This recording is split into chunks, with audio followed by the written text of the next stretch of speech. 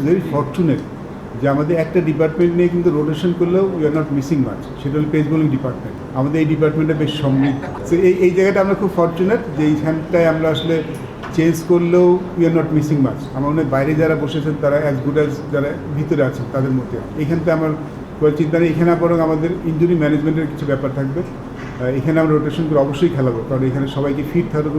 Fast বোলিংদের বোলারদের একটা fitness ওয়ার্কলোডের ব্যাপার থাকে, ইঞ্জুরি কনসার্ন থাকে, তো সেটা আমরা করবো। সেটা করলে আমাদের কোনো চিন্তা নেই। বাট আমাদের যেটা বেশি কনসার্ন, আপনার কথা বলছি যে আমাদের top order batting, middle order batting, সেখানে আমাদের কনসার্ন আছে। তো সেখানে আমাদের সেটিং করাটা খুব দরকার। সেখানে ঠিক রোটেশন না, সেখানে আমরা কাউকে তৈরি করার জন্য ডেফিনেটলি আমরা চেষ্টা করবো। সেটা আমরা চেষ্টা করবো, বিকজ ওই জায়গাটায় মনে হয় আমাদের কাজ করা আছে। বিকজ ওই জায়গাটায় রোটেশন ডাজন্ট মিন যে আমি রোটেশন করার জন্য করবো। আমি রোটেশন করবো যে ওইখানে যারা বেস্ট পসিবল রিপ্লেসমেন্ট তাদের যদি সুযোগ থাকে ডেফিনেটলি আমরা সেই চেষ্টা করবো। আপনি ন্যাশনাল কন্ট্রাক্টের কথা বলছেন যে ন্যাশনাল লিগ দিয়ে যেটা করা, এটাই আমরা একটু চিন্তা ভাবনা করবো। একটা প্রিভিয়াস একটা ফর্মুলা কাজ করছে, এটা নিয়ে আমরা আসলে বসি নাই, এটা নিয়ে আমরা আলাপ করবো।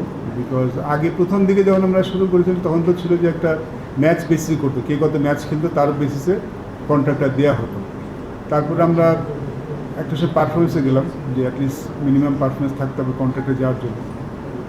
এর বাইরে কিছু করা যায় কিনা, এখন যেমন মনে একটা কন্ট্রাক্ট সিস্টেম আছে, যেখানে পয়েন্ট সিস্টেম আছে, যারা 100 করলে একটা পয়েন্ট, সেঞ্চুরি 5 করলে point, which is also not bad, সেটা আছে এনসিএলে। বাট অবভিয়াসলি এবার যখন সংখ্যাটা মানে বাড়িয়েছে, আগে যেটা ছিল আমি যখন জানি সংখ্যাটা 105-এ গিয়েছে। বাট এটা একটা সিস্টেম আসলে ভালো, মানে কন্ট্রাক্টটা যেন লুক্রেটিভ কিছু হয়, যেহেতু সেটা হলে মানে সবার জন্য ভালো হয়। আমরা সেটা নিয়ে আসলে আলাপ করিনি, সেটা আমরা আলাপ করবো।